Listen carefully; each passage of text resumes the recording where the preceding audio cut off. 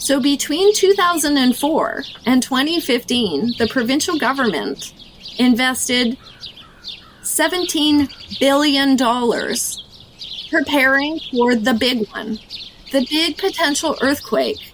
And I'm grateful that they did that. So we prioritized and acted across all levels of government. Municipal governments, provincial governments, federal government all contributed to that $17 billion price tag that was absolutely essential so that Vancouver and Victoria and the other municipalities here in the Lower Mainland would have the critical infrastructure that it would survive an earthquake. Now, simultaneously, we have watched 6 million hectares burn in the interior of British Columbia, and we've watched homes and communities be lost in the last few years, but we are unwilling to invest even $1 billion towards mitigating the fuels to safeguard our communities. And so that's a real disconnect. That's an example of cognitive dissonance where we are not acting and taking advantage of the knowledge available to us.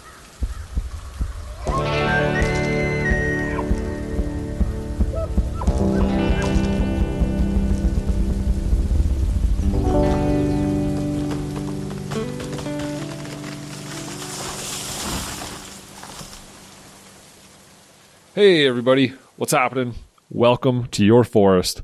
My name is Matthew Christoph, and on this podcast, we talk about the environment and the science of sustainability. Now, today's episode, we are talking all about fire. Today's episode is called Wildfire Coexistence for a reason, and that's because we are speaking to one of the people that can tell us how we can do that. How can we coexist with wildfire in this new and crazy age of climate change and all kinds of other stuff that go along with that. Today's guest is Dr. Lori Daniels. She is a professor at UBC Faculty of Forestry, and her main research focus is on fire and ecology and climate change. And she's also a chair of the Center for Wildfire Coexistence at the UBC and the director of the Tree Ring Laboratory, which is her research group. And so she's got a whole bunch of knowledge to share with us about wildfire. So we spend the first 45 minutes about kind of breaking down how we got here, how we got to the situation we're in today, breaking down the history, the problems that we're facing, and why we're facing these problems. Why are we experiencing, the worst consecutive fire seasons on record? What's going on? Why is that the case? And the last 45 minutes is all about thinking outside the box. It's about innovative solutions, new ways of thinking, and a call to action. So it was a really fantastic, she does such a great job of summarizing this wildly complex idea of wildfire management. And she does a really good job of painting that picture and telling that story so that everyone can follow along. And I feel like by the end of this, you're all going to be experts on wildfire and what's going on out there, and what we need to do, how we need to shake things up in order to see a different kind of future that's not every single summer inundated with smoke all summer long and we're all getting asthma as a result of it, So, sponsors. The number one sponsor for 2024 is West Fraser. They have been with me since the beginning, and they're fantastic. They let me do what I want to do, and they've been nothing but supportive, and I really appreciate their support over the years and continued support for this year. Also, Greenlink Forestry has been with me since the beginning, and I couldn't do this without them. Thank you, Greenlink. So, without any further messing around, let's dive into this conversation all about wildfire in North America. Here we go. So first of all, thanks a lot for being here today. I really appreciate it. I know you got a lot going on, so I appreciate you taking the time to let us know what you're up to. What's going on? Well, it's my pleasure to be here and to share about our research and our accomplishments. Yeah, I'm excited to hear about it. So first of all, I always like to start off getting to know everybody. I like to ask the question of why. Why did you get into doing fire research? And more importantly, why do you keep doing it? Oh, what a great question. So my foray into fire research really came from my interest in forest ecology and forest dynamics, understanding what makes forests work, how do they function, and disturbance regimes, whether it be wind or insects or fire, are all really important components and are topics that I have studied through tree rings and on-the-ground forest research over the last 20 plus years. Much of our work over the last 20 years has focused on understanding how fires worked historically in our forests. So using tree rings to reconstruct fire histories and to think about what the implications are in the changes in those fire histories and forest dynamics as a consequence. And clearly in the last decade, wildfire has become an increasingly important topic for our society as a whole, as wildfires have burned at high intensity, have impacted our communities, and made changes to ecosystems fueled by climate change and land use change over the last century. And so it's a very compelling topic, and one where our research has a lot to continue or contribute to solutions for our society. And that's what both keeps me up at night, but also motivates me to get up in the morning. For sure. No, that totally makes sense. Yeah, I was reflecting on that the other day that everybody, even people that are, in the middle of the city, like literally have no direct connection to the forest or wildlife or really the outdoors at all. Even those people will have their plans to go to go camping or something like that. They'll be looking up the wildfire status. They have apps on their phone. Like this is I feel like the broader public is exponentially more aware of fire as a threat and an issue that we have in our society than they have ever been. And it just speaks to the incredible change that we've seen, like you said, over the last 10 years roughly or something like that. And it's crazy. It's baffling to imagine that people in downtown Edmonton or Calgary or Vancouver are considering these things as like a daily fact during the summertime. And this is a global phenomenon. Wildfire has changed around the globe, again, triggered by the changes that we have in climate that are generating these conditions that make fires burn intensely. They're fast-moving fires. They're exceeding all of our modern technology to suppress those fires. So on the flip side of that statement, I'm so grateful to hear you tell me that that people in the inner cities and in our urban centers are also aware of these issues. Of course, we've all been drinking wildfire smoke every summer for the last few years, and its impacts on our society, on human health, consequences, both in the short term and the long term, are very substantial. So all of us are experiencing now fire, sometimes indirectly through smoke, and unfortunately for some communities more directly as fire burns near or into their neighborhoods.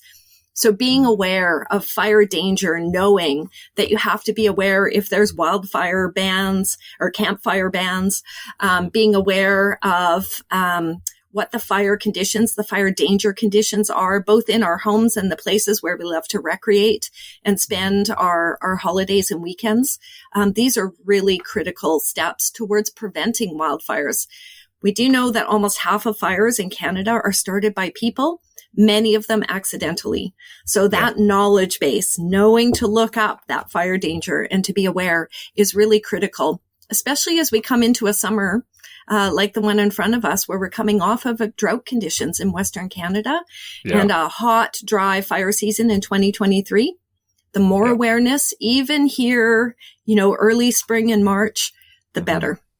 Oh, it's wild. Yeah, we had in Alberta, in March, we had 50 new fire starts in March. Sorry, no, February. That was February. February. Yes. And fire season has started here in British Columbia as well. And of course, we know across northern Canada, whether we're in BC, Alberta, Northwest Territories, across the prairie provinces and into Quebec, where those fires burned all last summer, there will be a lot of holdover fires, those zombie fires that have been sitting beneath the snow, smoldering in the peat or organic soils, and have the chance to pop up again in the spring as the snow melts and droughty conditions resume.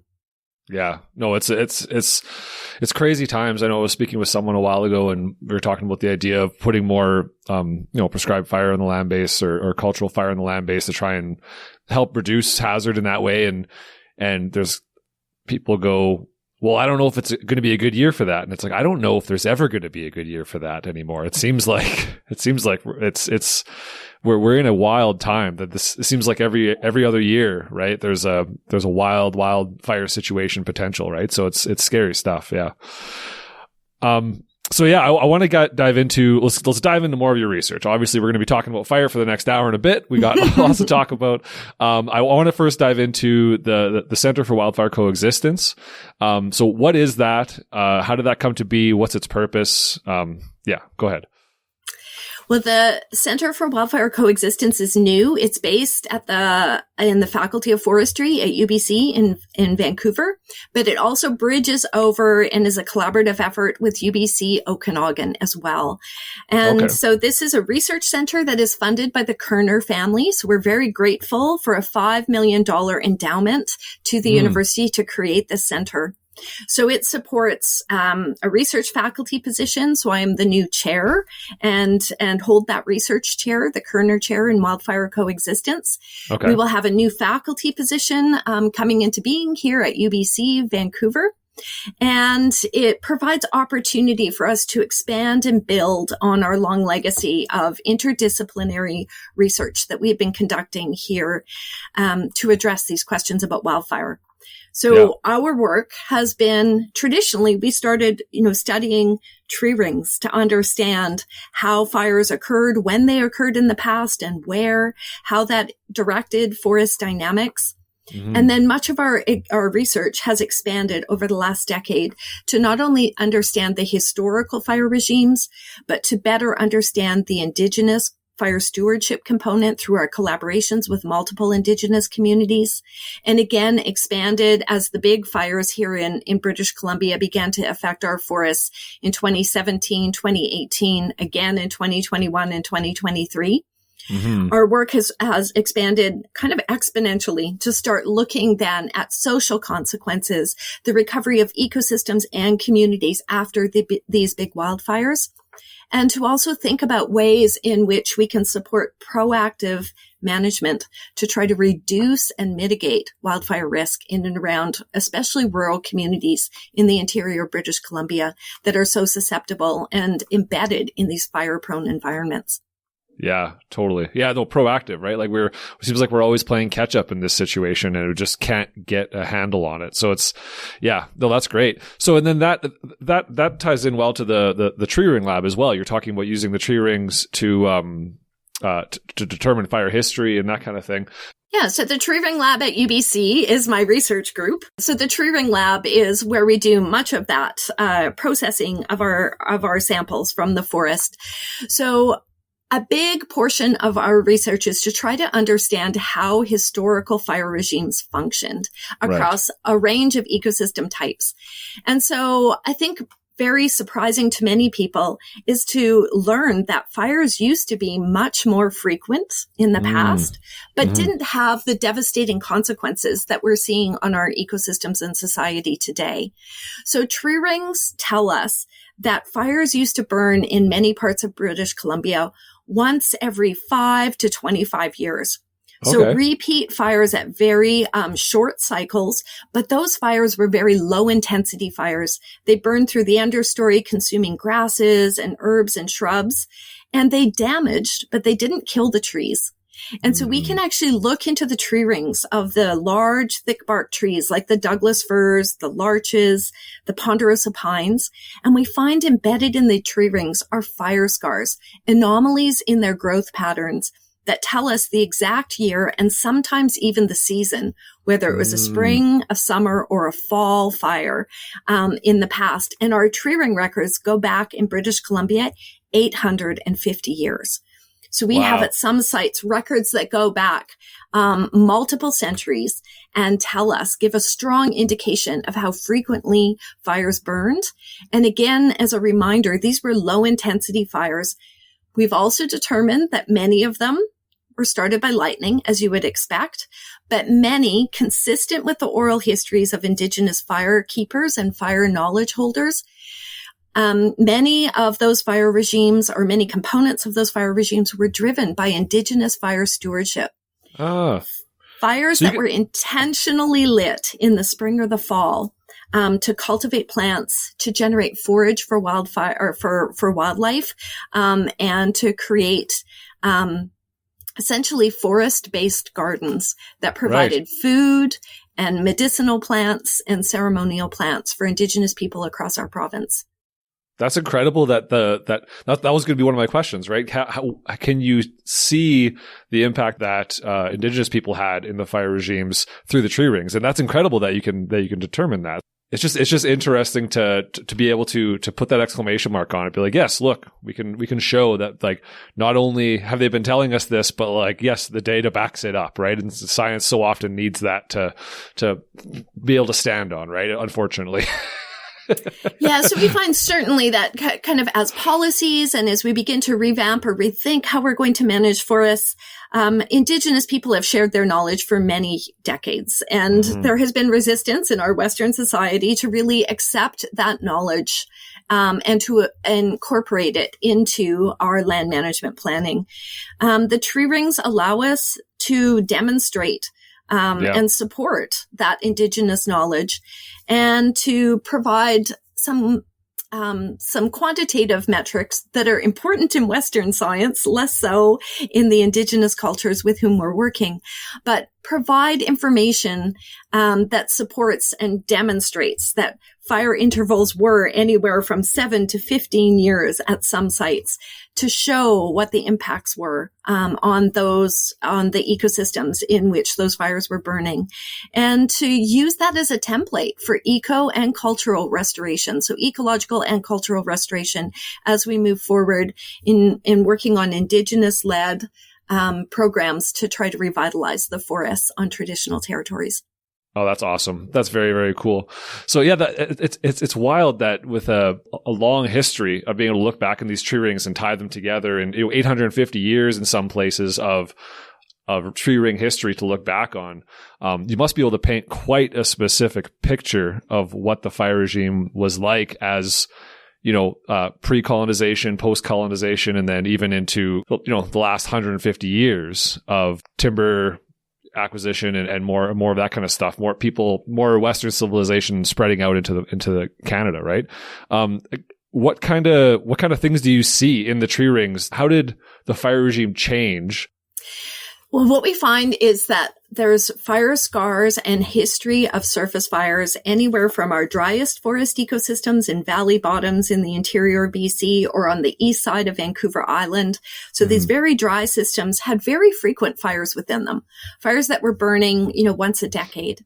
Even as we move up into our mountain systems and we move further north into the subboreal, we also see that those surface fires and that Indigenous cultural land management was very active across elevation zones and across latitudinal zones.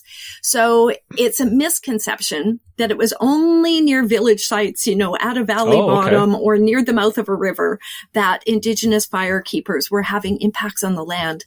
Their oral histories tell us about traditional rounds, or about using different parts of the landscape throughout the year, about using fire throughout the year for multiple cultural purposes. And the fire scar record supports that. We find that there are repeat fires in the mid elevations and upper elevations in our forests, a little bit less frequently, but often between 20 and 50 years from one fire to the next. And periodically within those same landscapes, we got very high intensity fires as well, that we create even age forests as opposed to the surface fires that diversify forest structures and create uneven age forests. The other thing is, when we think about the implications of those fires at the landscape level, we know that those landscapes, to sustain that surface and mixed severity fire regime with a mix of surface fires and crown fires, landscapes used to be very, very heterogeneous.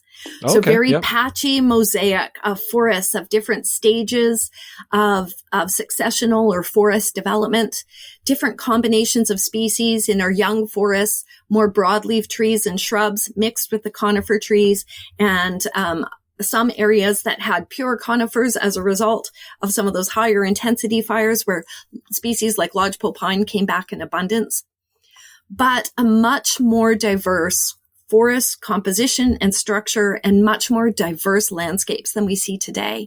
And that's one of the big impacts of the changes that we've seen over the last century. Right. So that fire scar record gives us really strong evidence of those frequent fires right up until the late 1800s and early 1900s. Okay. And we see with European settlement and then laws that actually made it illegal for Indigenous people to practice their cultural burning on their traditional territories, combined with the creation of reserves and residential schools that removed traditional practices by Indigenous people from the land, we get an abrupt change in the way that fire functioned in the ecosystem. We know, too, that our Western cultures have been very fire averse. We've seen fire only as destructive and negative, and we see that reflected in provincial forest policies right up until 2012. So for more than a century, the policies in British Columbia were to prevent fires from starting and to put out as many fires as possible as soon as they started.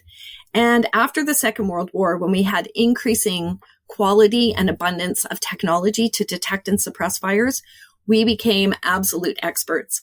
Since the Second World War, over the last 70 years, we have put out 92% of fires within 24 hours of them starting. So before they reached 4 hectares in size. So think about that for a moment. Yeah. That means over our lifetimes, we have only ever experienced the top 8% of fires that exceeded all that modern technology to put them out and burned under the most extreme fire weather conditions. Isn't that baffling? Really biases our understanding of how fire might be in our landscapes. What we're missing is all that good fire, as we've learned from our Indigenous collaborators, that cultural burning or the low intensity fires that could have been started by lightning or intentionally through cultural land practices that would have maintained that heterogeneity and that variability and would have created the diversity of ecosystems that is absolutely essential to maintain biodiversity across our province. Yeah, no, absolutely. And it paints a perfect picture, right? Like we showed up and we were just like, well, we need timber for houses and for building, and we got to protect that resource, and we got to, we just stop all the fires, and it became this militaristic thing. And it was, the best intentions for those people, right? They were trying to protect what they thought that fire was bad, but we've since realized that things are a little different than we thought back then. So it's incredible to hear that there's evidence for that in the tree ring record, in nature itself. There's evidence for what's going on to back up these things and to really try and help guide us into the future, right? What might happen next. So we spent the last 100 years stopping 92% and trying to stop the other 8%, but failing. And how might we go into the future? So obviously with 92% of the fires stopped, we've drastically increased the amount of fuel on the landscape. And I'm sure the tree ring records probably point that out as well, right? Absolutely. So trees are really amazing. Trees will colonize, they will establish and grow and persist in any space where the seedling can arrive and be given an opportunity to survive. Now, historically, with all those surface fires, the small seedlings that would have established after fire, many of them would have burned in the subsequent fire, that burned when the tree was only 10 years old. They don't have thick enough bark. They're not adapted. So in part, those surface fires served to not only maintain open forest conditions and heterogeneity of the landscape, but within patches of forest, it really maintained a low density of the trees and revitalized the grasses, the forbs, the broadleafed flowering plants, and the shrubs that were really important food sources for both people and wildlife for centuries. So what happens when you remove that surface fire? Well, trees took over. And so our beautiful British Columbia with our closed canopy forests that we see today and admire and value so greatly, many of those forests, especially in the southern interior of BC and up into our subboreal forests, where we know there was a lot of cultural land management in the past using fire. Well, today, many of the forests and many of the trees in those forests are an artifact of fire suppression. When we look at the ages of the trees and we compare when did the fire scars stop and when did the trees establish and how old are they, we find that up to 80% of the trees in our study areas established after the last fire and have persisted in absence of surface fires. So you're right. We have spent a century. The fire deficit, that gap with no surface fire is anywhere from 2 to 10 fire cycles across much of the interior of BC. So if you have skipped those fire cycles, it means that trees and other vegetation have grown in. The biomass accumulating on the forest floor has become deeper and deeper. And there's been opportunity for trees to grow up and die and then fall and become either standing dead trees or wood down on the ground that in moderate abundance are very important habitat, in dense, high density and in great abundance become very flammable fuels that, given the fuel loads, we no longer get these low intensity surface fires in these forests. We find when lightning or other sources ignite fire and it spreads into these forests, they're burning at high severity. It's no longer a surface fire, but it has a high chance of crown fire that kills the trees as opposed to damaging their stems. Yeah, we really did a number on ourselves here, didn't we? Well, it was an unintended consequence. We call it the fire suppression paradox. The unintended consequence, our good intention was to try to protect the forest from fire. The unintended consequence was to build up the fuels and to create a scenario where, unfortunately, when fires do burn now, they are much higher impact and greater consequence. So the double paradox is, how do we fix this problem? We reintroduce fire. Right. Yes. Or fire surrogates. In some places, it would be unsafe to simply reintroduce fire and think it would be a surface fire, even during cool, wet conditions. Right. And so that's where the proactive mitigation comes in. That proactive management to identify fire or forests where the fire regime has been disrupted and fuels have accumulated, where it puts communities or critical infrastructure or other values like our drinking water supplies or endangered habitat for an endangered species.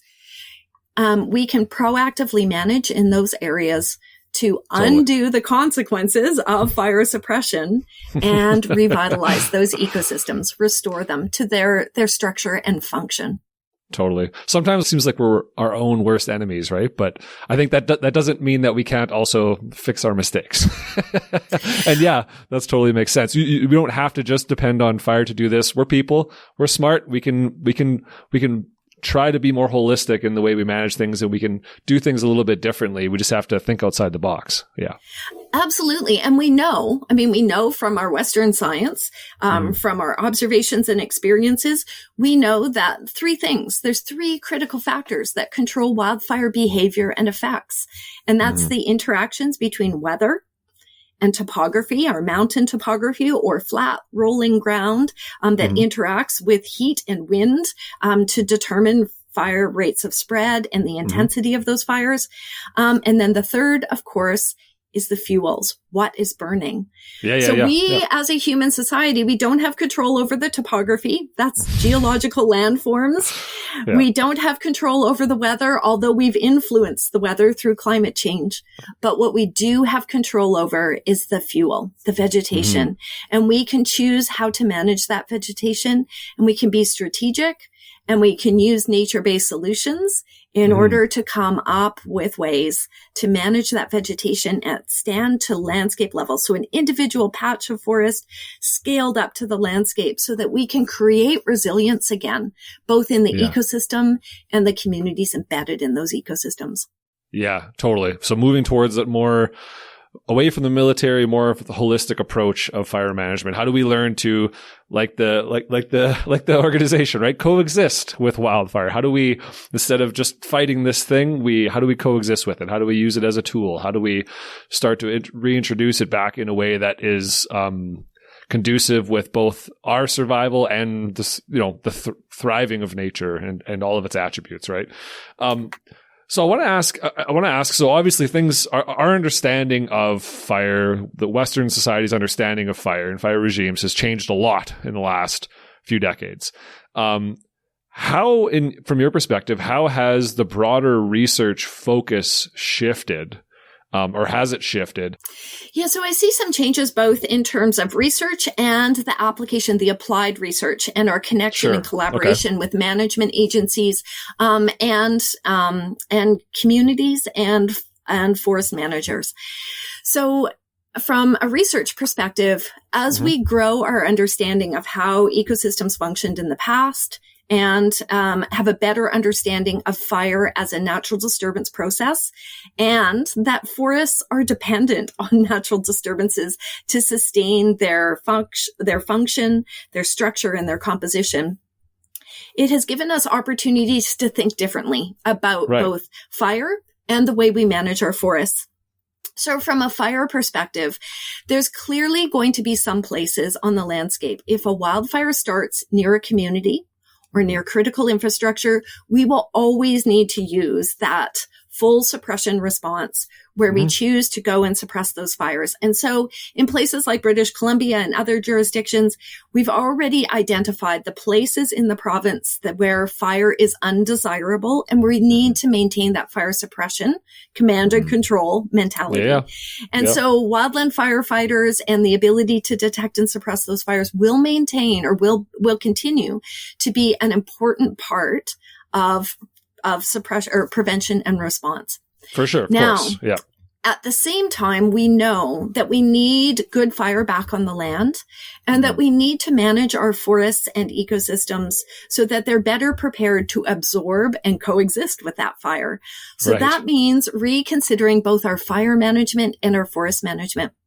Here in BC, we actually took steps in the right direction going back more than a decade ago already.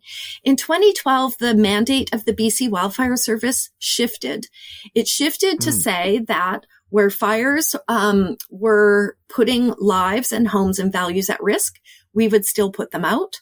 But we would expand fire management in the province of British Columbia to allow fire to be part of the ecosystem and part of ecosystem restoration. And so we kind of gave up on that mandate about trying to command and control all fires. And so that has diversified the kind of forest management or fire management that we can use. It leaves open opportunities then for managed wildfires. So wildfires that ignite in places that are away from communities and critical infrastructure. And in places, if those fires ignite under cooler and wetter conditions, so under prescribed weather conditions, then those fires are monitored. So rather than managing them to put them out, we manage them to allow them to burn so that they can create that heterogeneity and diversity back onto the landscape. So that's a really critical first step.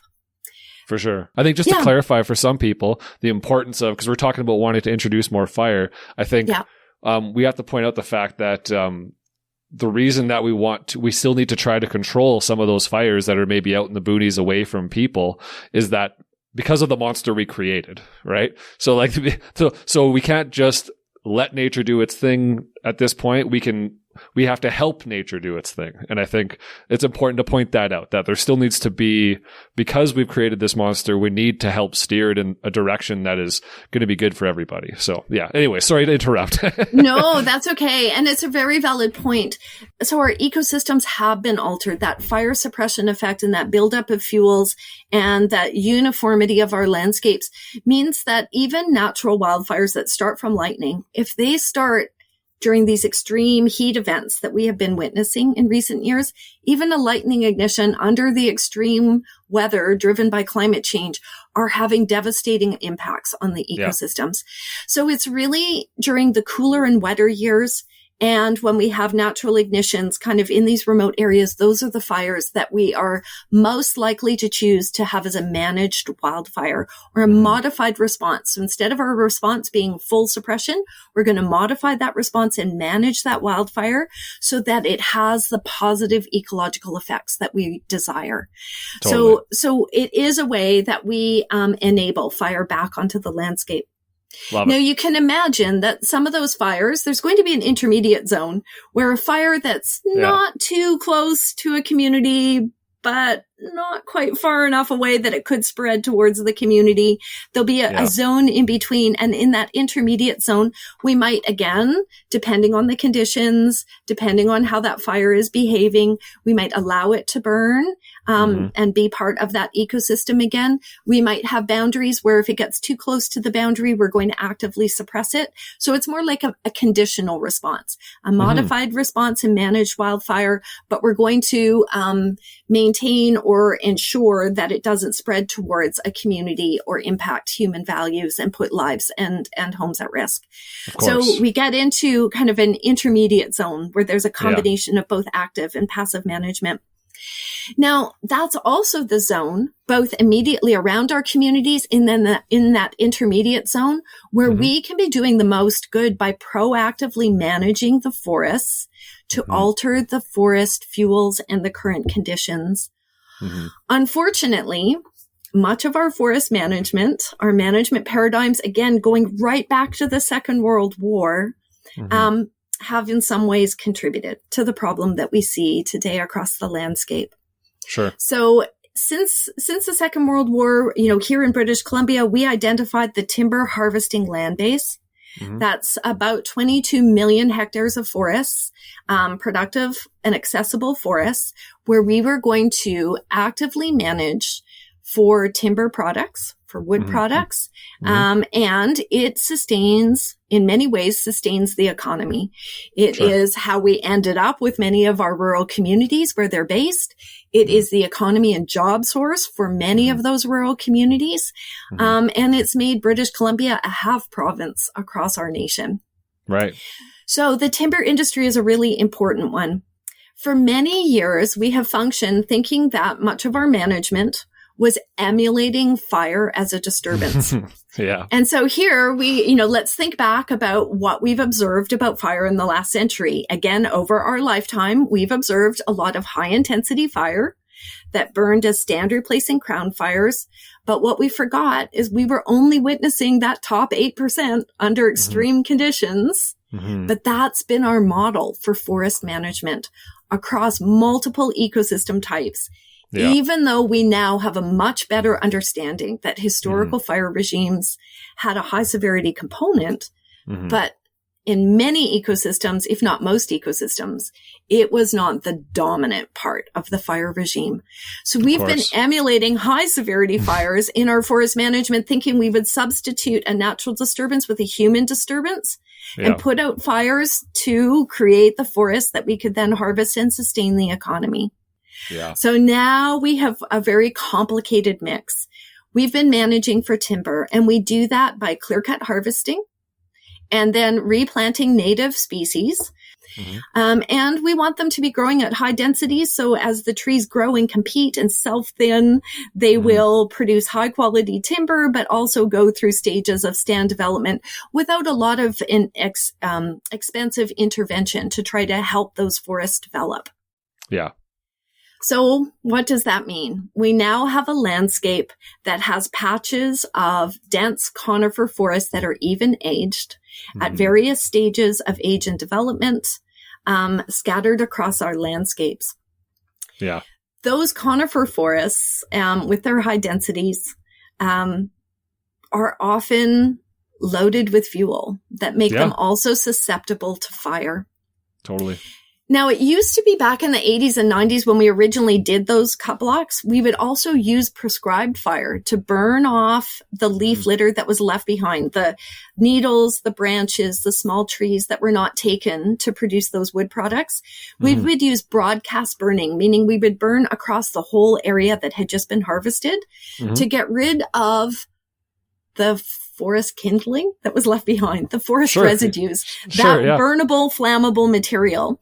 Yep. And it would burn, the ash would be incorporated into the soil. It would create sites with exposed mineral soil, which are really good planting sites for many of our native tree species. They thrive in exposed mineral soil. Mm-hmm. So those prescribed broadcast burns did two things. It reduced the amount of fuel load that was left behind, the fine fuels that were left behind after harvesting, and it created little microsites, small scale habitats that you could plant seedlings into and have them do really well. Yeah. Concerns about the amount of smoke and the consequences of those prescribed burns meant that we stopped using prescribed burning as part of our forest management in the 80s and 90s. And instead, what we chose to do was kind of pull in all that material, those bits of scrap wood and the treetops and things, and pile them on the side of the road. Mm-hmm. And then in a very short period of time, burn them as a pile burn. Yeah. We didn't get any of those site benefits. So what it means is we have decades now of patches of forest where we left a lot of flammable, burnable material, and it's not decomposing as fast as we necessarily thought it would. Okay. And any of those forests that were harvested in the last 20 years, there's a lot of burnable debris in amongst our little planted seedlings. Right. It used to be that when wildfires would burn through the landscape, they'd hit the edge of a cut block. And because we'd use that prescribed burn, they'd run out of fuel. Right. And the fire would skirt around the edge of that young forest and the trees would survive. The cut blocks that were generated since we stopped prescribed burning have too much fuel left on the ground. And what wildland firefighters and fire managers, incident commanders are reporting back to us in the science community is that those cut blocks no longer are fuel breaks and fire breaks in the landscape. Instead, fire is coming up to the edge of them. And because there's lots of sun exposure and it's a warm, dry environment with these little seedlings growing up in them, the fuels on the ground are hot and dry and flammable in the midst of fire season. And fires are burning in through those patches, accelerating through them, burning at high intensity, killing all those regenerating trees, consuming all the fuel we left behind, and then hitting the forest on the other side of the cut block and continuing as a crown fire. We have created for ourselves a very, very challenging situation. Right. Yeah. And and that's unfortunate that the prescribed fire stopped happening because of a concern of smoke, because now we have so much smoke that you can't escape it because it's just a constant problem all summer long. And some of that might have been helped if we had done some of that prescribed fire earlier on. That's unfortunate to hear. Yeah. Absolutely. And the prescribed fires that we used to do, those broadcast burns, they acted like a surface fire. They were moving through that block as a surface fire. And so they had some of the ecological benefits of a surface fire as well. We really transferred those into these pile burns by removing all the unusable woody material, putting it on the side of the road. We still burn it. It's still carbon into the atmosphere, which we know now is not acceptable, but we still get none of the benefits of the broadcast burn across that patch of the landscape. So one of the things that we have advocated for is as part of our forest management, we do a couple of things. One, we remove as much of that timber and make sure there's as little waste as possible. So that we're removing, so any biomass that's going to go to forest products markets, we take as much of it as possible. There's going to be biomass left behind that is not large enough in diameter or that is low quality. We would really like to see massive investments in the bioeconomy, bioenergy sectors so that we can be using that biomass, putting them into other products and ensuring that we're not just burning them on the side of the road and putting them back into the atmosphere. The third, another way that we see some major changes happening in our forest management to complement our changes in fire management is to actually rethink much of our forest management and to reconsider the importance of uneven age forest management. So harvesting only parts of stands and leaving trees on site, and leaving a canopy intact. We're finding in many parts of British Columbia that in large clear cuts or in these areas that have burned at high intensity in recent years, and we salvage log them. So they've been disturbed again. We're planting seedlings into these highly disturbed sites that are large, that have very few living legacies of trees, very little protection in terms of creating shade or microclimates that allow diversity within these disturbed blocks. Right. And in years like 2021 with that heat dome, or even just the prolonged droughts that we have been experiencing in recent years, both naturally regenerating trees and the planted trees are not surviving. We're having to plant millions of hectares over and over again because the trees, the seedlings that are most vulnerable to droughty conditions are dying in these enhanced droughts during these extreme weather conditions. So adjusting our forest management to leave protective overstory trees to create protection for those regenerating seedlings, but also to diversify our management to maintain forest structures that enable both seedlings and trees to regenerate, but also maintain habitat structures for many species that are now missing on those landscapes is really critical. Totally. Yeah, that makes perfect sense. I just recently recorded with Cindy Prescott and Sue Grayston regarding, and they were talking a lot about that, right? The need for retention. I think they said 30% of the trees to be left on the landscape in a kind of not even distribution, but like less than, I think it was 10 meters from one another to try and promote soil health and soil microbiome health. And that by doing that, not only it sounds like to me, from what I'm hearing, is that by leaving that retention, you can help keep those seedlings from drying out from drought, from the shade and reducing the amount of wind going through a cut block because there is some taller cover. But also, I would assume, and this is an assumption, that if you can maintain a healthy soil microbiome and maintain living, mycorrhizal community and everything else under the soil, that will also help those seedlings establish and maintain drought resistance and that kind of thing. So yeah, it's a double thing. Like for sure, it seems like everything's pointing towards more retention is necessary to both for fire suppression and for increasing the likelihood that the effort that is put into planting trees is, survives. So, yeah. Yeah, absolutely. And so I think this also comes back to the idea that we've lived under and we've managed our forests kind of under the delusional impression that the historical fire regime would kill 100% of the trees over very broad areas, and that we were justified then that we were emulating something about nature with our cut blocks that we've created on our landscapes.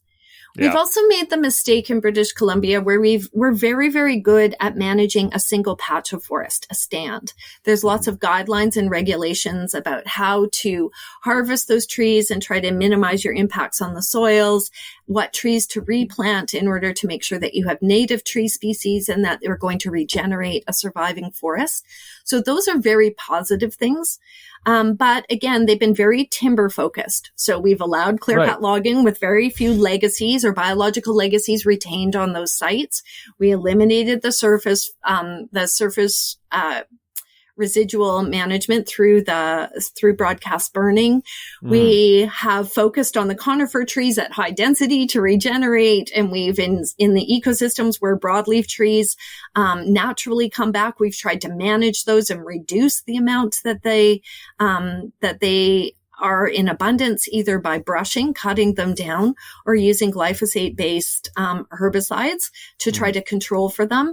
And we still do that, albeit on a lesser area, but we still do that on tens of thousands of hectares per year in British Columbia. And we're still harvesting 150,000 hectares per year in BC using our traditional management our traditional management approaches. Right. So I think it's really time, especially given the multiple impacts from climate change. So drought, making trees stressed, drought, limiting seedling establishment and survival, drought and warm temperatures driving the mountain pine beetle epidemic, and other insect outbreaks that are at sizes and scales that we've not previously witnessed. And of course, the drought contributing to extreme wildfires that are very large, unable to control, and are having very immediate and high impacts on our ecosystems. Now is the time for us to reconsider our forest management. Mm-hmm. Again, our focus on the stand level has meant we've lost sight of the bigger picture, those landscape scales. And so the stewardship of our landscapes, the configuration of where we do or don't harvest, or when we choose to harvest, so that we protect watersheds, so that we haven't over-harvested within a watershed and changed its hydrological regime, so that we haven't over-harvested within a stand and left insufficient legacies to maintain above and below ground biodiversity. These are the hard lessons that we are learning by making that mistake. And we've made that mistake over large areas. So now is the time for us to make transformative changes, not just small, incremental, kind of small adaptations. Adaptive change and adaptive management is a really important component, but we really need the transformative changes to rethink how we are managing these landscapes. And I think, quite frankly, if we don't make those transformative changes, it's not that it will cost the forest industry. It will determine whether or not we will have sustainable forest practices into the future. Totally. So without dramatic change, I don't think we will be able to sustain a forest industry and a forest-based economy in the province of British Columbia. So now is the time to rethink our management. Yeah, if that doesn't make you shake your head and change your opinion, then I don't know what will. Yeah, like all you have to do is look at the evidence, and the forest is transforming. Speaking of transformational change, the forest is going through a transformational change as we speak. And so we can't just keep doing what we have been doing and expect that to be okay, right? If the forest is changing transformationally, then we need to also change transformationally. There's no doubt about it, right? And everything's pointing in that direction. And it feels like to me that, and I'm not in BC, I'm speaking from Alberta, and I feel like a lot of, if not almost all of what we're talking about is applicable to the boreal forest in general, right? Across, I'm sure even across, Eurasia. Because these are all, fire dependent landscapes. But it seems to me like there's a lot of this discussion, right? There's a lot of this, okay, we need to change, and we're trying to shift it, and there's a desire to change. But speaking to a podcast I had with Ira Sutherland, that there's almost this institutional structure that is holding back that change from happening, even though there's a desire from individuals, from people, to make these shifts and to change it. We have this colonial structure of how to do things, and it makes it so hard to change, right? And I wonder what you think about, do you see it that way? Do you see that there is a real true desire from the powers that be, whether it be the government or whoever it might be, to change these systems, to transform and to try to adapt to it? Or is there still a lot of resistance? There is definitely inertia in the system that is working against the transformations that we need to do. Okay. It's that inertia that holds us, that kind of keeps us tinkering on the edges as opposed to making the transformative changes. Yeah. These are very complex problems.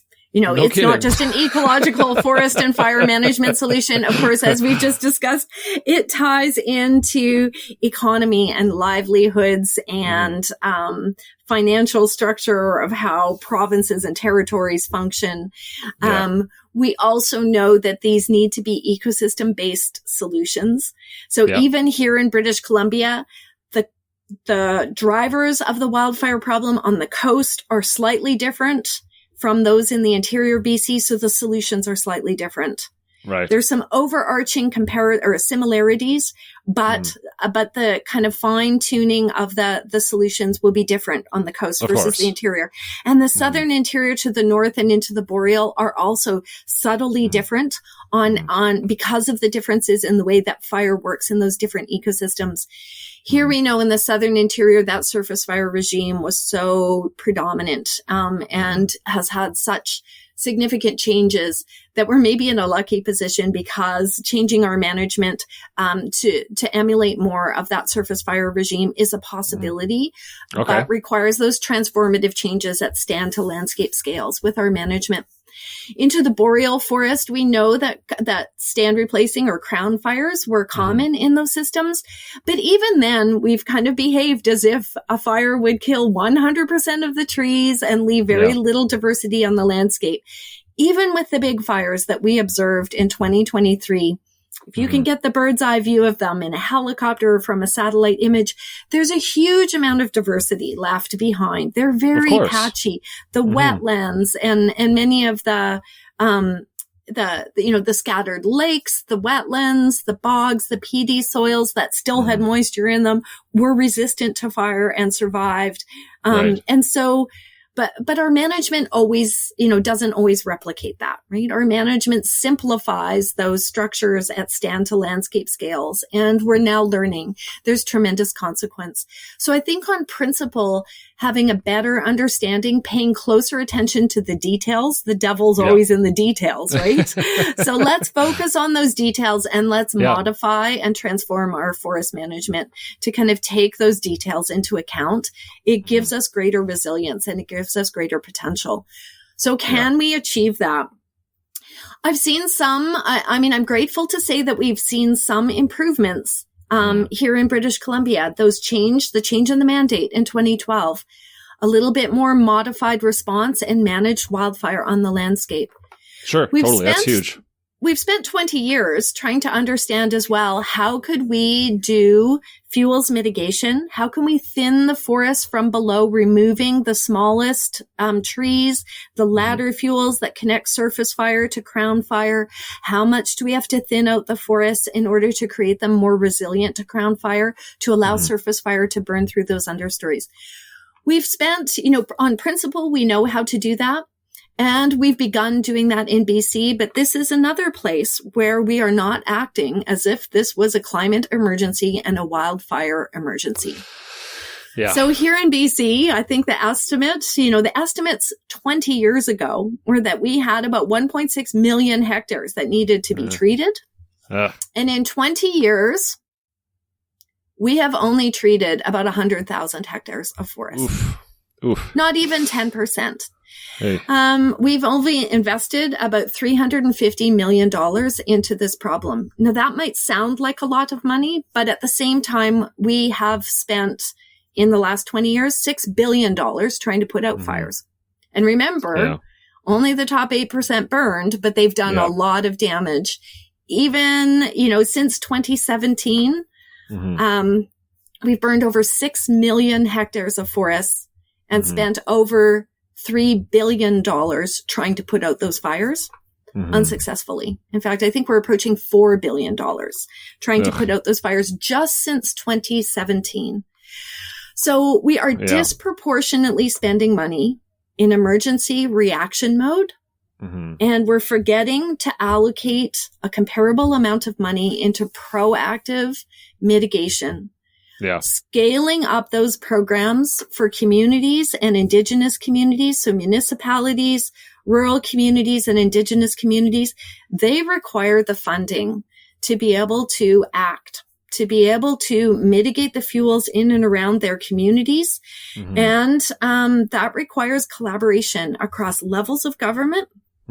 It has to engage the forest industry, which has been quite absent from this problem.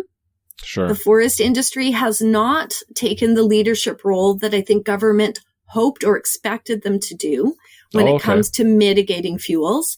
And we've relied on, municipal fire departments, experts in structural fires to try to also be experts in wildland fuels and fires to help make decisions about wildfire resilience for their individual communities. Yeah, it's unfortunate. So substantive changes are needed in those programs to support individual communities. Apparently over 300 communities. We have 154 municipalities and about 204 Indigenous communities in British Columbia. Yeah. So that's a lot of individual organizations, each trying to figure out, Do they have a problem? How big is the problem? How do I solve this problem? What are the tools available to me? Could you imagine if we had centralized that 20 years ago and provided the support so that they could move more rapidly? Many communities, 300 of those communities now have a community wildfire resilience plan. Okay. But very few are acting on the plans because there's not funding available at the scale needed in order to act. And we haven't invested in building the capacity within those individual municipalities and Indigenous communities in order to empower them to act. So it was decided 20 years ago here in BC that the responsibility was on the individual community embedded in these fire-prone environments to actually come up with the plans and act on them. Okay. Those were decisions made at the time of Firestorm 2003. You might recall fire burning into the suburbs of Kelowna, burning the communities of Barrier and McClure. And in the provincial review after that, led by Gary Filman, the decision was, the Filman report from 2004 can advise that this was a municipality and rural community problem, and that it should be solved at that local level. But again, without providing guidance or expertise, without building capacity or sufficient funds. So these have been substantive barriers that have prevented us from acting across the province. Yeah. So clearly building capacity, investing in providing opportunities for small rural communities to act on their community wildfire resilience plans, building the expertise within our forest management community to combine their understanding of forestry and silviculture, but also with fire behavior, so that when they write a prescription that says we are going to mitigate the fuels around your time using silviculture, that it's not traditional silviculture, but it's pyrosilviculture. It's the silviculture that addresses the fuel loads and reduces wildfire risk. There's some cases where we don't have that combined expertise. And so some of the fuels mitigation might be missing the mark and again, leaving communities vulnerable. Yeah. So these are ways that we can build that capacity, kind of help support through continuing education, professional the professional knowledge and skills of professional foresters, integrate in some of that wildfire expertise. We need to be building expertise across the province to be able to not only respond to the emergency fire responses, but to have year-round employees who fight fires at some parts of the year and help build resilience plans and act on them in the other part of the year, where we take their knowledge and their boots on the ground expertise about wildfire and help use that knowledge to develop the solutions for individual communities. Yeah, absolutely. Yeah, it's incredible to hear that there was actually, back in 2004 that there was this idea that took hold of decentralizing that immediate fire decision making scheme so that the people that are on the ground in those local communities can make decisions based off their locality, right? And I think that that's incredible, because I think that's where we're trying to get to, right? Where we need to give them the authority to be able to do this, because I'm not sure where the big authority is in BC. I'm assuming Vancouver or something, but that the people downtown Vancouver are trying to make a decision for northern BC on what they should do with their fire. And it's everything so specific to the location and what's going on the ground real time. And there's such a capacity, given the authority, there's such a capacity to do real-time fire management and prescribe burning at a smaller scale around communities and that kind of thing. Only if they're given the authority to do so, right? And so it's incredible to hear that's a possibility, that's something that's being discussed, and because I feel like that's what's needed. There's so much pressure on the government to do it all, and you're like, if we can spread this out a little bit. Well, and here's where our catch is. So here another paradox. On one hand, we've kind of downloaded that responsibility for the proactive mitigation. So the proactive preparation for fire is the responsibility of those individual communities. But that's the program that's not well funded. Right. And we doesn't haven't have enough, invested in the guidance and capacity building. It's better now, but it took us 20 years to get to the point where there's improved guidance documents, but people will still say there's a lot of barriers. You know, it's a slow process. It takes a lot of time and effort, the administrative effort, the amount of local expertise that you need to write these prescriptions, to apply for funding, to write the prescriptions, to implement the prescriptions. Any community in British Columbia with fewer than 5,000 citizens still is not big enough to be able to respond. And those are the communities that are embedded in the forest and are most vulnerable. So we still have a mismatch. So on one hand, we definitely are advocating for localized control, you know, and decentralized response and kind of localized control. We're doing it in the proactive mitigation, but we don't have the funding to support that. When it comes to wildfire response, we're still highly centralized. BC Wildfire Service and the agencies that support us when we exceed our capacity in the summertime, when we're working through CIFC, the Canadian Interagency Forest Fire, or the Forest Fire Agency, sorry. That's okay. Group, when we're bringing in resources from Alberta or other parts of Canada or internationally, our emergency response and our command and control suppression, in fact, is still very centralized. It's not been decentralized to local communities to the same degree that some of the local communities are calling for opportunity. So again, where we have put all of our money, all our eggs are in the suppression basket still. But we are not as decentralized on that one as the communities would like to be. So we are working, we're making progress, and there's some mismatches. So we still have room for improvement. And there's still some ways to go as we, again, keep thinking about not tinkering on the edges of change, but really think about what are the transformational changes that would rapidly enable communities to act in meanmoneyful ways. And I think that's the point, right? I think there's a lot of frustration in the fire community for the fact that there's so much money going into research, into policy, into the paperwork, into to making it so that trying to give the authority to people, or trying to get the idea well-rounded so that we can do it. And I feel like there's a lot of folks that are very frustrated about the lack of real action, like you said, right? There's a lack of actually doing the thing that we said we need to be doing. And I realize that that's incredibly complicated, right? Like, we're talking about enabling communities to use more fire in the landscape, which in and of itself is something that our society is terrified of right now. So it's a challenging thing. How do you perceive things speeding up to a point where we start, because this is happening now, right? This is happening now. And how do you see us moving to a place where we can actually enact all of this holistic research and fire understanding that we have now, that we understand how this is related? How do you see it actually being put into action? Do you see that happening soon, or do you think that there's just still so much of that institutional structure that's in the way that is just slowing us down? What needs to happen to get it so that we're doing it instead of just talking about it? Yeah, so in part it's happening in British Columbia because, again, we've burned 6 million hectares since 2017. Yeah. Much of that was in the timber harvesting land base. Much of it was right around communities, and we've lost neighborhoods and communities in multiple places. So we are in the midst of it. And what's happening right now is unplanned, and we're unprepared for it because we haven't made the proactive investments that are needed. Right. So we are absolutely in reactionary mode.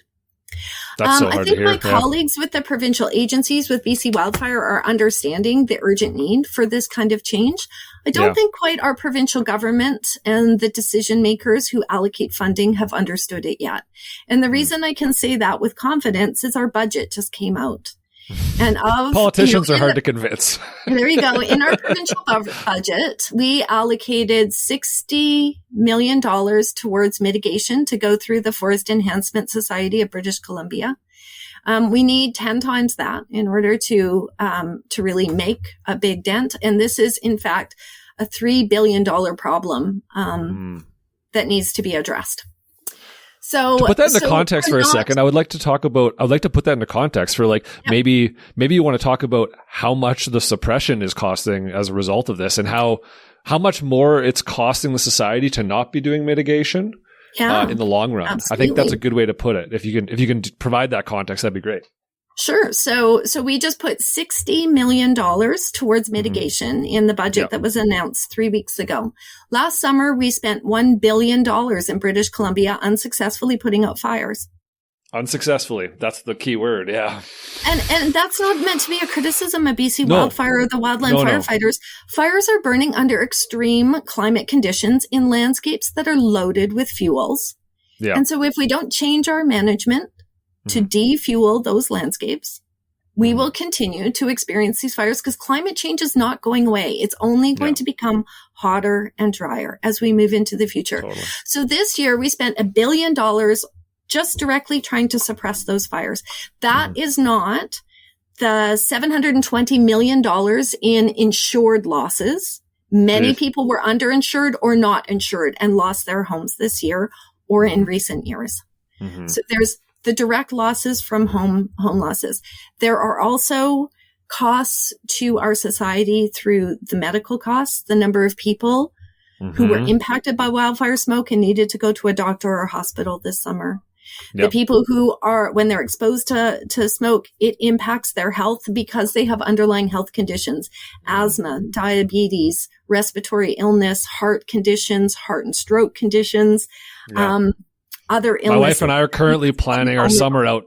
Yeah, my wife and I are currently planning our summer out, hoping that there's not going to be smoke so that we can actually go camping. And we're just absolutely we both have asthma, right? And it's terrifying to think that that's where we're at now. We're like every summer we're like, oh, we should go camping. Well, we should have a backup plan because there's a strong chance we won't be able to. Absolutely, and those costs. I mean, who are the most vulnerable in our society? It's the elderly and the young, and those are also the people who are most impacted by the smoke. And so those are just a couple of examples. We also know other indirect costs are to drinking water supplies damaged by the fire, to wildlife habitat, opportunities for recreation and tourism, impacts on agriculture, vintners. The wine industry has been highly impacted by these repeat fire and smoke episodes. We know as well that ranchers and farmers are suffering consequences as well. So the indirect costs for the fires are anywhere from 2 to 30 times. And if we start adding up those costs, we're in the orders of tens of billions of dollars that we have expended since 2017 when these fires started crossing the 1 million hectare threshold. And that's in British Columbia alone. So we are already as a society paying huge costs where we've spent billions of dollars on direct costs, tens of billions on indirect costs. We are still in 20 years. We haven't made it. $500 million. We're not quite there yet in terms of proactive management to try to reduce these costs. Now, we know from organizations like the Institute for Catastrophic Loss Reduction that for every $1 you spend on mitigation, you get $5 in return.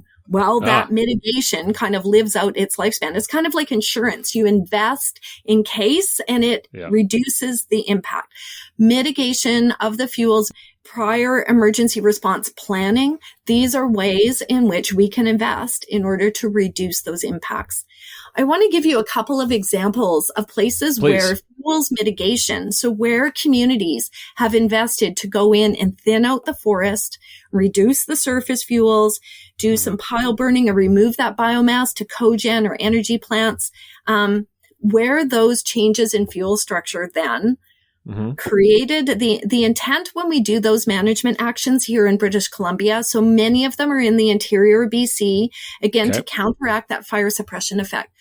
Thin out the smaller trees, reduce the amount of ladder fuels, create what we call a shaded fuel break. You leave the big trees. They're important for wildlife. They create shade and seed source.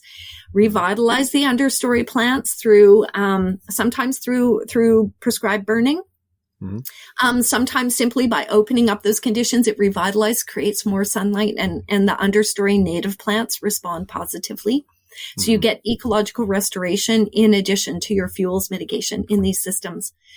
So this has been the focus around many communities in British Columbia over the last 20 years in response to that Firestorm 2003 event. So examples of places where we've seen hands-on benefits of those treatments. The Christie Mountain Fire In the summer of 2020, August 2020, record-breaking temperatures in the southern Okanagan. The Christie Mountain is just south of the city of Penticton. A lightning ignition occurred, and fire was burning towards the community, towards the neighborhoods embedded in along the edge of Skaha Lake. Kind of up on one of the benches, fire burning down towards them. But they had done a fuels treatment in that intervening patch of forest, and the fire dropped from being a crown fire to surface fire, and the behavior was low enough, the fire intensity was dropped low enough that the wildland firefighters held the fire at the roadway and prevented it from crossing into the neighborhoods. Unfortunately, one home was lost. That home still had cedar shakes on its roof, and the cedar shakes ignited when an ember carried off of the fire impacted the home. So that's also a plug there for fire smarting your home. Don't use cedar shakes, So similarly, the community of Logan Lake, the Tremont fire in 2021 was spreading from the north south towards the community. When the fire came in contact with the community, to the edge of the community forest, the Logan Lake Community Forest, had put in shaded fuel breaks. It had managed the fuels and reduced the fuels in adjacent to the community. And so that became the lines for fire retardant, sprinkler lines. Some of the areas they were able to use a planned ignition and burn off fuels adjacent to homes so that high intensity fire wouldn't come right up to the neighborhoods. Now, granted, they also were lucky. There was a shift in wind direction, which also helped to redirect the fire. Instead of coming directly at the community as a wall of flames, it got redirected away, but it redirected away from the fuels that had been mitigated past the planned ignition that reduced the fuels. And fire did not enter that community.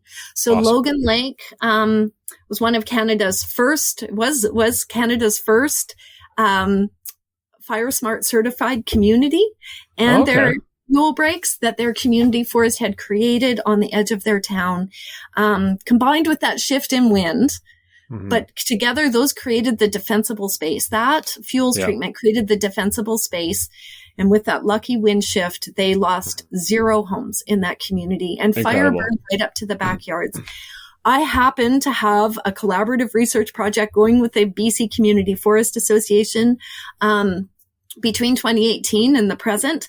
And in May 2021, we put 20 research plots into the forests around Logan Lake, both in areas where there had been treatments and where there had been no treatments. We went back in October, 2 months after that fire, and remeasured our plots. Where there had been no treatment, there was 85 to 100% tree mortality, and the ground was scorched to mineral soil, meaning it was sand and gravel. There was no longer any organic material or seed bank that was visible. In the areas where they'd done their treatment, the fire had dropped to the ground and burned as a surface fire. So 70% of the trees were still living. That's incredible. The scorch rates were much lower on those trees, and on the ground, anywhere from 50 to about 70% of the soil and the seed bank was still intact. So the fuels treatments worked. That's incredible.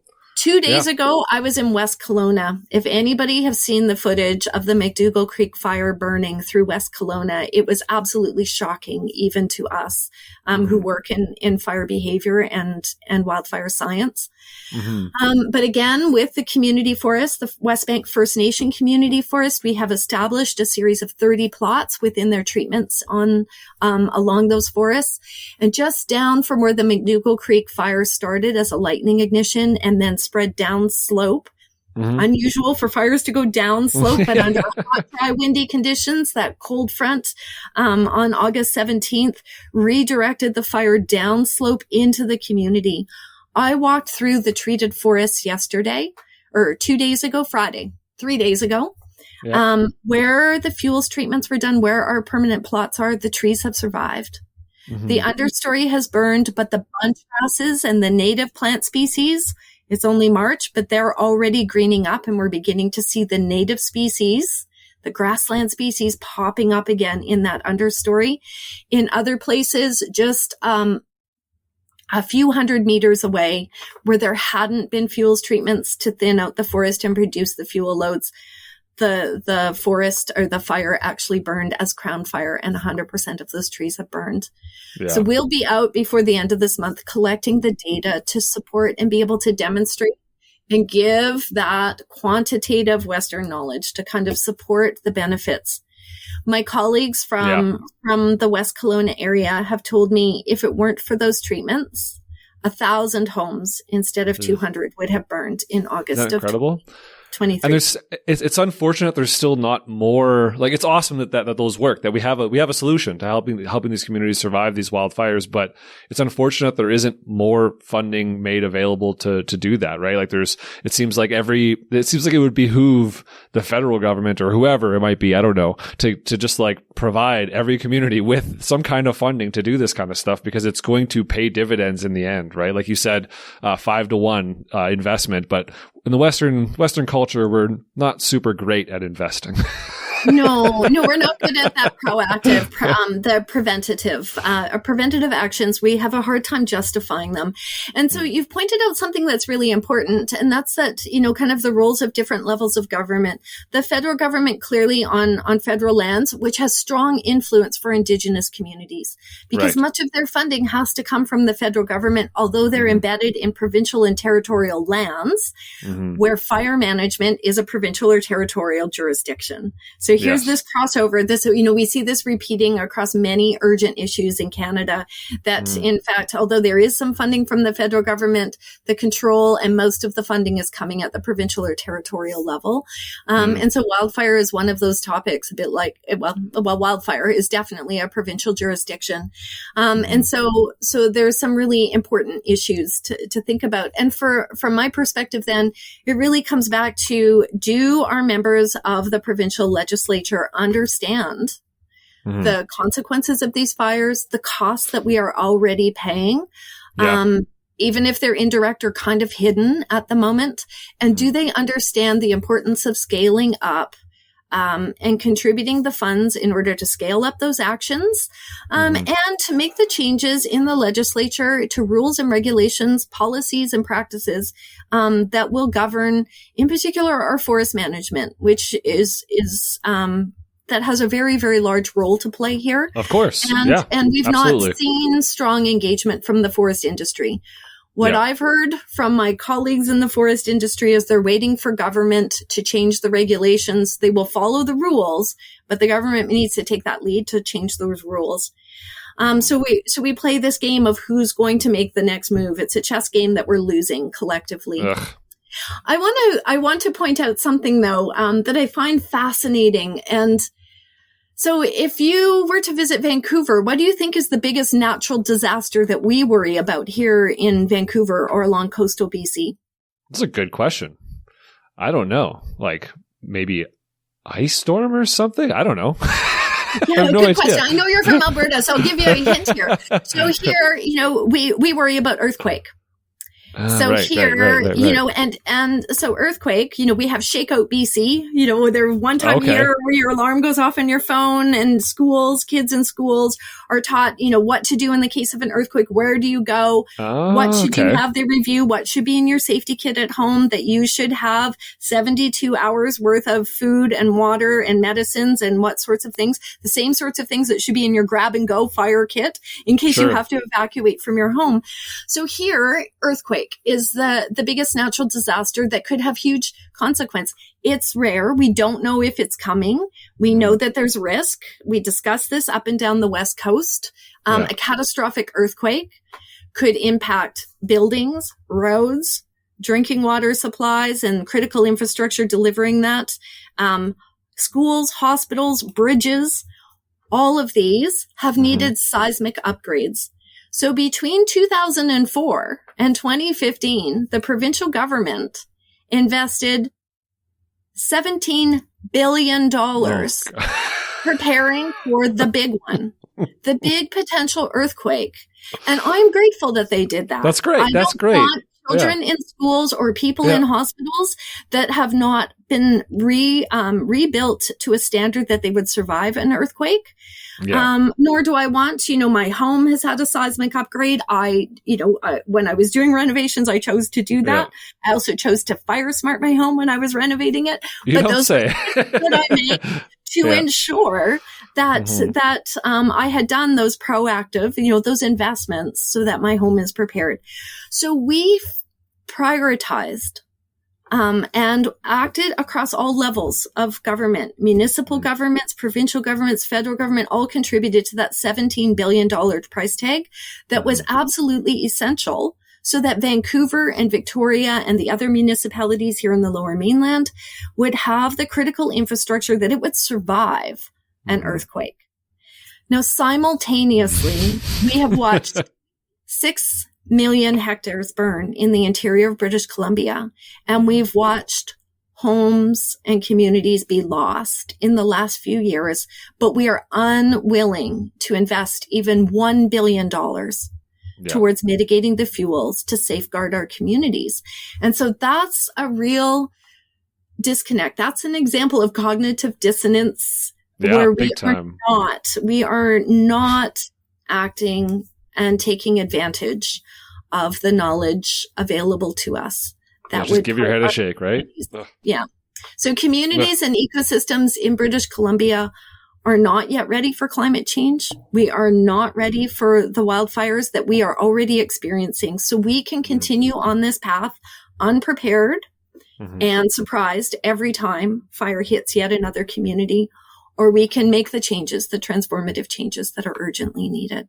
Yeah. Let's see action now instead of later. Let's stop pretending that we need to do more research and we know what we need to do. Let's do it. How about let's maybe try that. And I want to point out too, like you said before, this is not to point fingers at anyone. I think as a society, we are to blame for the situation we're in. I don't think that it works this is a collaborative effort. We need to work together. And I think that's where some of the holdup happens is some people feel like they need to defend decisions that were made in the past. And it's listen, we're in a new place. Let's move forward together collaboratively. Transformative change is going to help everybody. And let's make that happen. Let's not worry about the petty made up bureaucracy that we've invented to hold us back. Let's try to move forward in a real collaborative way, because we know that we need more fire smart. We know that we need more fire on the ground that's in a controlled manner.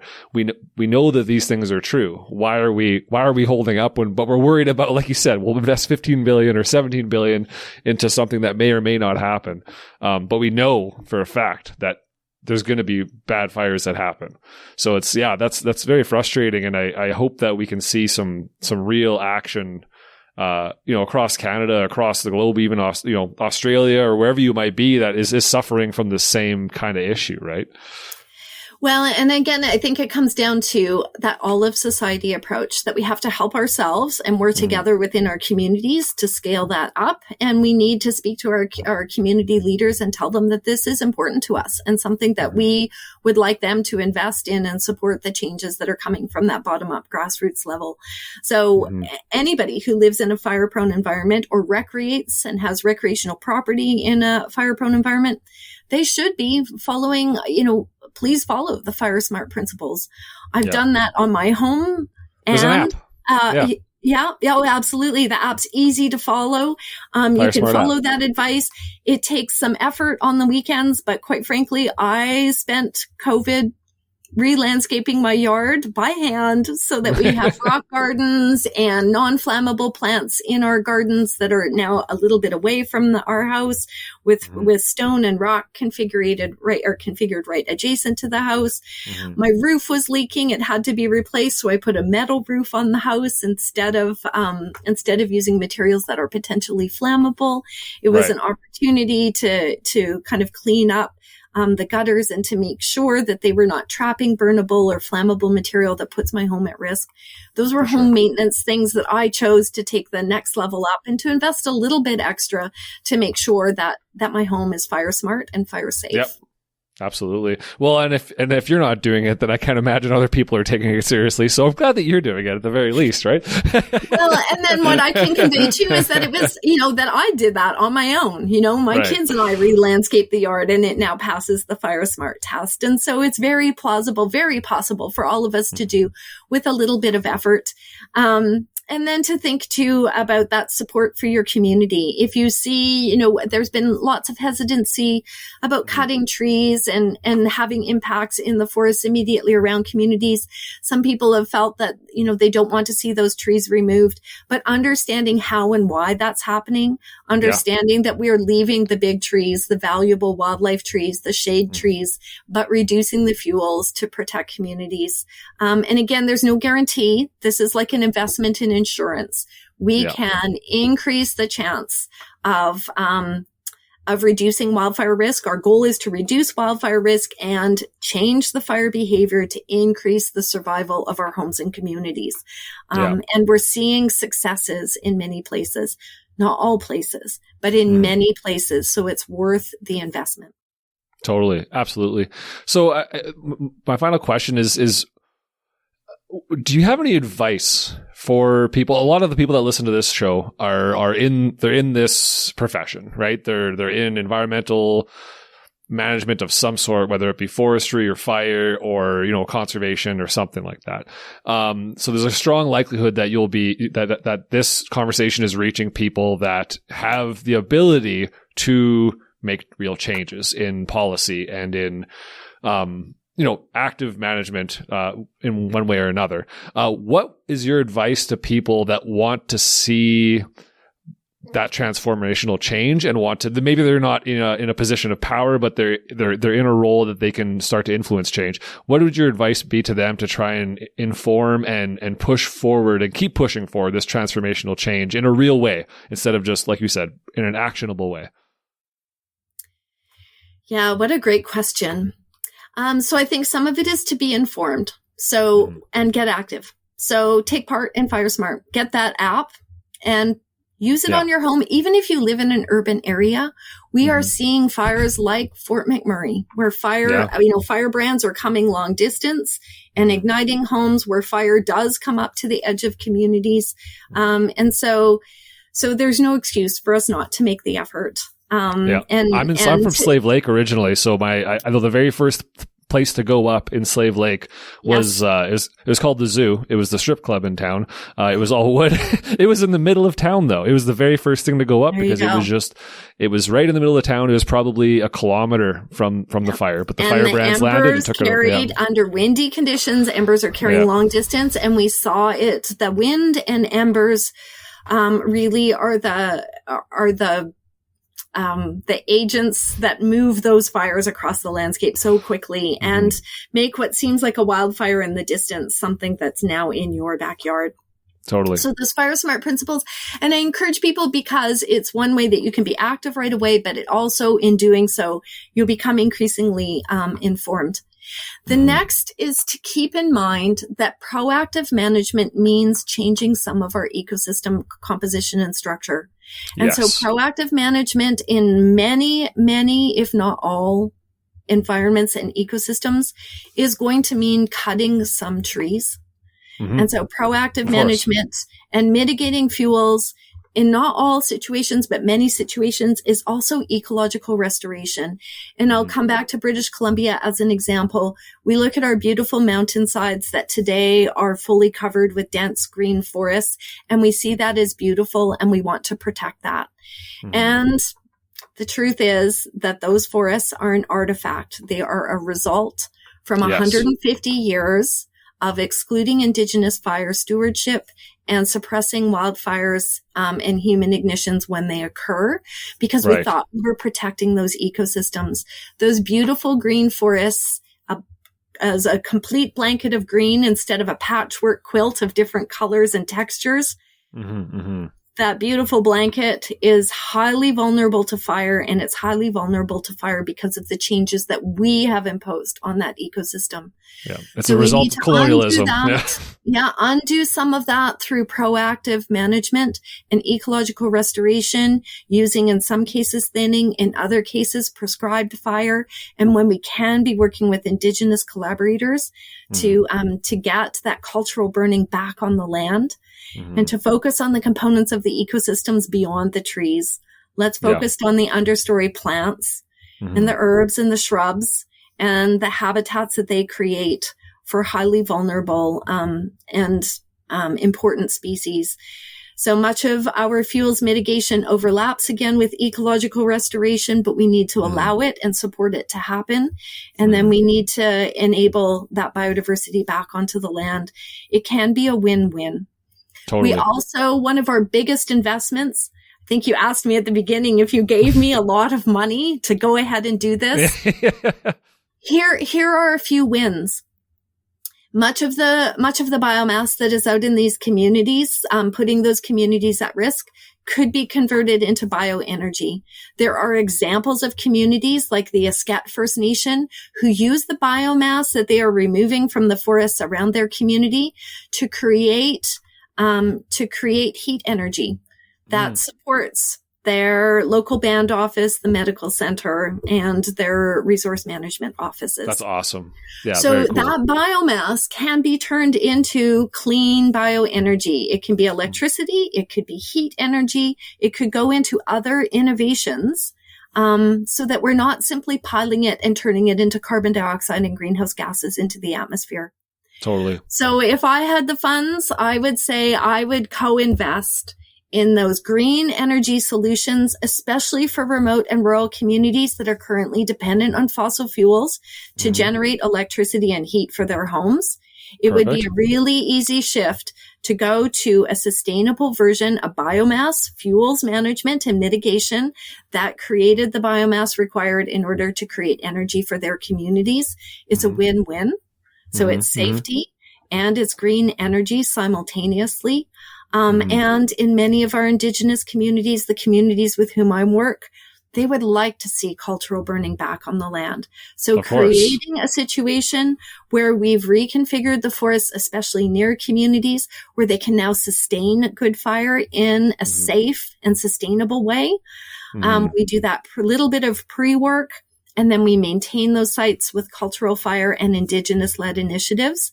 That also leads us in giant steps towards the sovereignty and the reconciliation that we've committed to at the national level and here in British Columbia, with our Indigenous collaborators.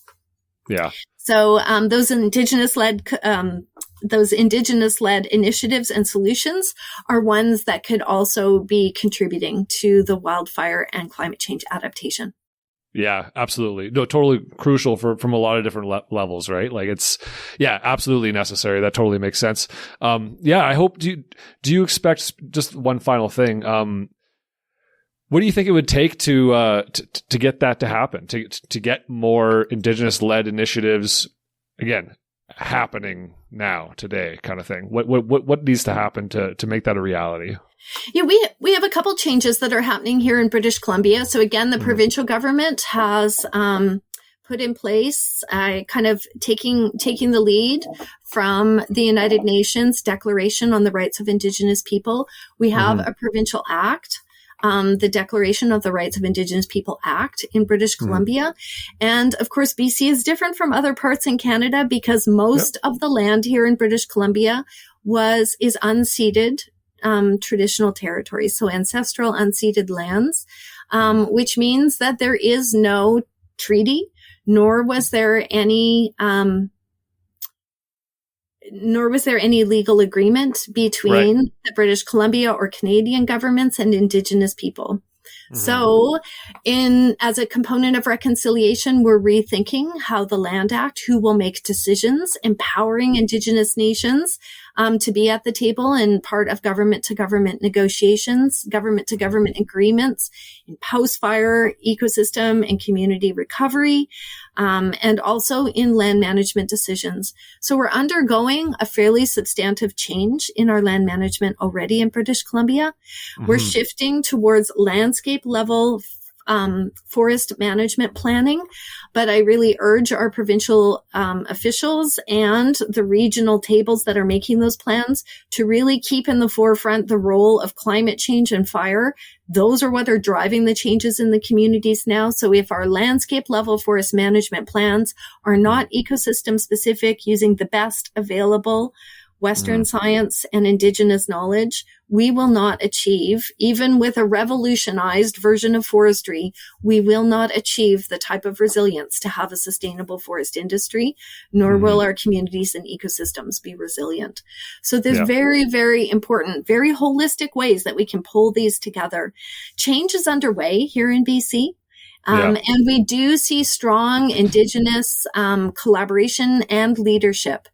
And many initiatives where we have Indigenous partners who are leading and we are supporting with our Western knowledge.